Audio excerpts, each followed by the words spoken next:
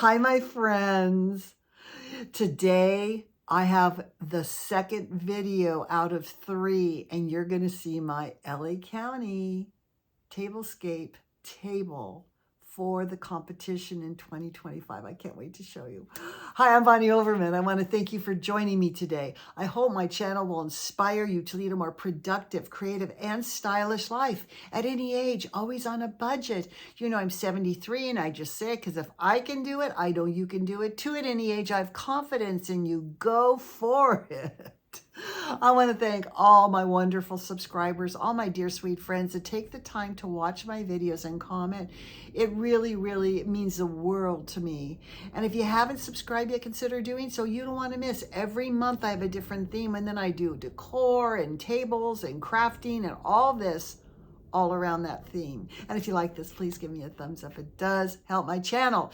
Now, if you haven't seen part 1, you can go back and see part 1. So this is part 2. Part 1 was the one I did a couple days ago. All right, are you ready to see my table? Now, I'm kind of dividing this video into 2. So the first half is going to be my plain table, my tablecloth, my backdrop, some items on the table, but I want to go through and show you how I put my table together and why I add some of the things. And then this last part of it is the icing on the cake. It's the completed table with all the bells and whistles, all the icons from Wicked, everything done. And then the next video you're going to see is going to be about May 5th, I believe, because the fair doesn't open for a couple of weeks yet. So you don't want to miss the next tablescaping video, because that's going to be the whole tour of all the tables and what the judges said and what the awards were. So you want to see that. And that's going to be around May 5th, like I said. So anyway, let's go and take a look at my table, my Wicked table for the tablescaping competition at LA County Fair for 2025. And I hope I win something, but let's go take a look. Welcome to my LA County Fair Wicked table. All right, you guys, this is my basic table, and I'm going to start at the very back. Now, this backdrop, I did copy from a poster. I hand painted this. I'm going to get a little bit closer so you can see that it's plywood. So don't be afraid if you want to do a backdrop to paint it. And I just hung the poster on the wall so I could kind of mimic that. Now, what I did with Elphaba, I cut her out of a poster. Now you can see she's kind of popped up here away from the board. I wanted it to look very three-dimensional. And if you look really close, you can see that she's hanging on a hook here, which I actually should paint black, which I probably will do. So it looks like she's flying, and I wanted a window look. So what I did here is I took my black velvet, it's velveteen, I think it's called, it's that stretchy fabric, and I just took 2 pieces of cardboard to make the swags, covered it with black velvet, and then I just glued on my trim. And then I have 2 side pieces on either side, framing Elphaba, flying in. It looks on a balcony. I made a little balcony piece there to look like she's coming to dinner, so she's flying in. Now I want to take you behind the scenes, because I know a lot of you ask me, how do you get this to stand up? Well, this is my secret right here. This is a brace, I call it, and I made it myself. So it's just wood, doesn't have to be, you know, it's not going to show. So it's an outside like box, and then I did 2 reinforcements with it. I always use L brackets. See, L brackets at the top. You can see them up there too. And that's how I do it. And then what I do is I have all these little hooks that I screw into the wood, and then I attach it to the back of the board. So it's hooked on here. It's hooked on the top. You can see there.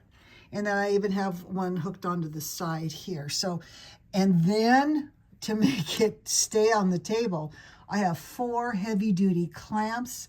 So this thing is clamped on. I bring the backdrop up against it, and then I wire it on. And it's, if I move it, you can see it's pretty good. Now, you might say, why is it brick? This was my backdrop from last year. I try and use the same boards, so I'm not buying a bunch of boards for a backdrop. Anyway, this was my Mardi Gras one from last year. And these all will be stapled on, these curtains, once I get to the fair. They're not stapled on now. That's my backdrop. Now, to further explain the table, I always want something to kind of anchor the back of the table or frame her. So I use my 2 big urns. Now you can see those urns I painted green. They were black last year. I think I used those last year with ferns in them. And this year I painted them green over the black. Made it look like verdigris kind of. And then I did a pavé of pink roses and some little cherry blossoms, black glittery branches, and then some of these green branches representing Elphaba. And of course the pink is representing Glinda. Okay. Now, a lot of people said, well, why didn't you do a green tablecloth? I wanted to symbolize that the witches were basically kind of represented darkness. So I wanted to do a black velvet tablecloth. And then for Elphaba's power she just got, I made this runner. Now, I already had this runner. It had green leaves on it. You know, I keep all my leaves that I tear off my flowers, because I always tear my flowers into smaller pieces. Keep the leaves. Now this, I repainted it. I also glittered it, and then I glued on, and then I glued on tulle. You can barely, glittery tulle, and then I put glitter over it. So I cut the tulle away from each leaf here, and I made matching round placemats. So let's look at my place setting. Gold is my accent color. So I wanted to keep this fairly neutral because I have so much else going, but I wanted to represent this side of the table as Glinda's, and you can see I have her menu right here. I have a gold charger, white plate, and you can see these have this beautiful gold rim on them. I've used these on my table so many times. And then I have these fancy gold napkin rings I got at Hobby Lobby. And I got fabric. Where did I get this fabric? I think I got this fabric at either Hobby Lobby or Walmart. And then I use gold silverware to go with. So again, because of the menu, I have a salad fork, entree fork, and my knife to cut apart the bell peppers. And you always put the blades in. I have the tart fork up here, and that's in a European setting. So this would be with the fork going this way, the spoon would be going that way if I had it. But I'm having a tart. So this is my complete setting, and I have water for glasses for the green drink and the pink drink. Okay. And then if we go over to Elphaba, as you can see, it's exactly the same, except for I have a green napkin. So when you look at the table, you can see, I would say, the power of green, and then the green menu, the pink menu, and of course, I have Glinda. It's really hard to see because I have a light over the table, but she's in her little ball with the pink flowers and the little bubbles. Now, this table's not complete. I'm going to add some more things to it, and I'm going to show you in just a minute. And here is my finished table. It's so hard to tell in my dining room. I got signs on the walls and chairs all over. What I did to what I just showed you is I added some greenery spilling over from the balcony onto the table. I added the rest of the books and Elphaba's little flower specimen with a green flower and one pink one. That was her interest at Shiz University. In fact, one of my books actually says shiz on it. And there's her specimen. And then, of course, we have Galinda, which I have to, there you go. I won't have this overhead light at the fair. I added a little circle of green leaves. Now, I might add green lights to the back and pink coming up here. I have to cut a circle out of those leaves. We'll see. I'm not sure if that's going to work. Now, my flowers are not coming out right. They're looking too yellow. They don't. They look very pink and pretty. And then as we come here, I made some additions. So next to Elphaba's menu, I have a beautiful verdigris to match my back urns candlestick with black candles and green flames.